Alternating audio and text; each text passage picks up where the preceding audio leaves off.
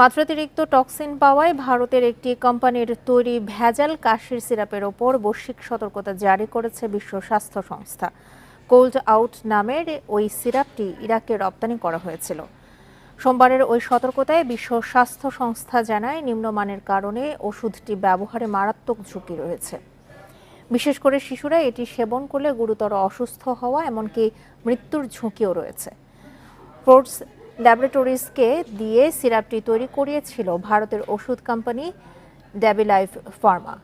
ইরাকে রপ্তানি করা ওই কাশির সিরাপে 25% ডায়েথিলিন ও 2.1% ইথাইলিন পাওয়া গেছে, যা মানবদেহের সহনীয় মাত্রার চেয়ে অনেক বেশি। গত 10 মাসে ভারতে তৈরি কফ সিরাপের ওপর এটি পঞ্চম নিষেধাজ্ঞা।